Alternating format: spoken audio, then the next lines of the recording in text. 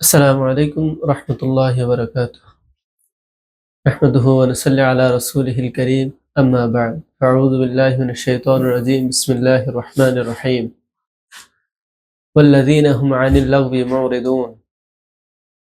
صدق الله العظيم. দৈনিক সবুজ বাংলার ইসলাম ধর্ম বিষয়ক নিয়মিত আয়োজন দ্বীনের দাওয়াতে আপনাদের সাথে আছি আমি মোহাম্মদ নিয়ামতুল্লাহ। আজকে কথা বলবো মুমিনের আরেকটি গুণ সম্পর্কে, তা হলো মুমিনরা অন্যায় অনর্থক কথা এবং কাজ থেকে বিরত থাকে। আল্লাহ রাব্বুল আলামিন সূরা মুমিনুনের ৩ নম্বর আয়াতে বলেন, ওয়াল্লাযীনা হুম আনিল লাগবি মুরিদুন। আর মুমিনরা অন্যায় এবং অনর্থক কাজ থেকে এবং কথা থেকে বিরত থাকে। আর এই অন্যায় এবং অনর্থক কাজের মধ্যে অন্তর্ভুক্ত হয় মিথ্যা কথা, ঝগড়া বিবাদ, গীবত, অহংকার, আরো যা যা অন্যায় ধরনের কথা এবং কাজ আছে এই সবগুলোই এর অন্তর্ভুক্ত হয়। আমরা দুনিয়ার জীবনে বিভিন্ন পরিবেশ পরিস্থিতিতে বিভিন্ন কাজে কথায় জড়িয়ে পড়ি, বিভিন্নভাবে আমরা কথা বলে থাকি, যেসব কথার আসলে প্রয়োজন নেই এমন অনেক কথা আমরা বলে থাকি, এবং এমন অনেক কাজ করে থাকি যেসব কাজেরও আসলে কোনো কল্যাণ নেই, যেসব কাজের কোনো উদ্দেশ্য নেই, যেসব কাজের কোনো উপকার নেই, না দিনই উপকার না দুনিয়াবি উপকার, কোনো উপকারই নেই। এমন অনেক কাজ আমরা করে থাকি। আমরা প্রত্যেকে আবার আমাদের নিজেদেরকে মুমিনও দাবি করি, কিন্তু একজন মুমিনের সত্যিকারী গুণাবলী এবং প্রকৃত যে বৈশিষ্ট্য সেটাকে আমরা অর্জন করতে পেরেছি বা কখনো চেষ্টা করেছি যে আমরা একজন মুমিনের সকল গুণগুলো আমরা অর্জন করব? আর এই সকল মুমিনের এই গুণগুলোর অন্যতম একটি গুণ হলো অন্যায় অনর্থক কথা এবং কাজ থেকে বিরত থাকা।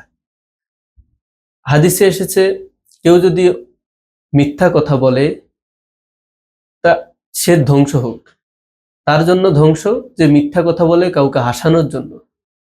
তাহলে আমরা চিন্তা করে দেখি যে কাউকে হাসানোর জন্য যখন মিথ্যা কথা বলা হয় তাহলে তার জন্য ধ্বংস।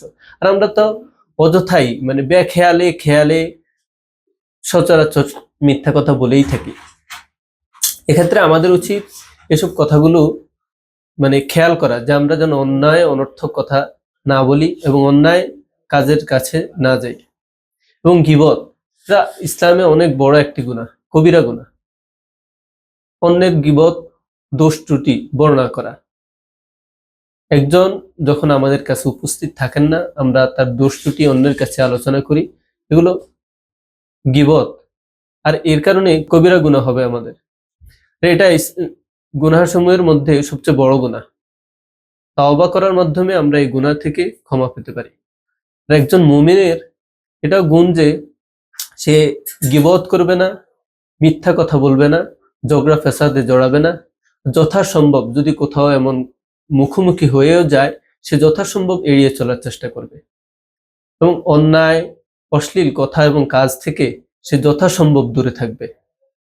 একজন মুমিন হলো শান্ত হৃদয়ের, সুরুচিপূর্ণ, পরিচ্ছন্ন অন্তরের অধিকারী। সে কখনো অন্যায় অশ্লীল কাজের ধারে কাছেও যেতে পারে না। আল্লাহ রাব্বুল আলামিন এমন মুমিনদের জান্নাতের ঘোষণা দিয়েছেন যে তারা জান্নাতেও এমন অন্যায় কথা এবং বাজে কথা শুনবে না। আল্লাহ রাব্বুল আলামিন সূরা নাবায় বলেন, লা ইয়াসমাউনা ফিহা লাগওয়ান ওয়ালা কিযাবা। তারা সেখানে অন্যায় কথা এবং মিথ্যা কথা শুনবে না। তাহলে এই মুমিনরা, যে জান্নাতের ঘোষণা দেওয়া হয়েছে মুমিনদের জন্য, সেখানেও তারা অন্যায় এবং মিথ্যা কথা শুনবে না। তাহলে বোঝা যায় যে মুমিনের এই গুণটা আসলে কত বড় একটা গুণ, যে সে অন্যায় অনর্থক কথা এবং কাজ থেকে বিরত থাকবে। একজন মুমিন যেখানে অন্যায় কাজ হচ্ছে যথাসম্ভব হলে তা বাধা দিবে, আর যদি বাধা দেওয়া সম্ভব না হয় সে তা মন থেকে ঘৃণা করবে এবং সেখান থেকে চলে যাবে এবং এড়িয়ে চলবে, যথাসম্ভব দ্রুত স্থান ত্যাগ করবে। আল্লাহ রাব্বুল আলামিন আমাদেরকে প্রকৃত মুমিন হওয়ার এবং মুমিনের বৈশিষ্ট্যগুলো অর্জনের তৌফিক দান করুক। ওয়া মা আলাইনা ইল্লাল বালাগ। আসসালামু আলাইকুম ওয়া রাহমাতুল্লাহি ওয়া বারাকাতুহু।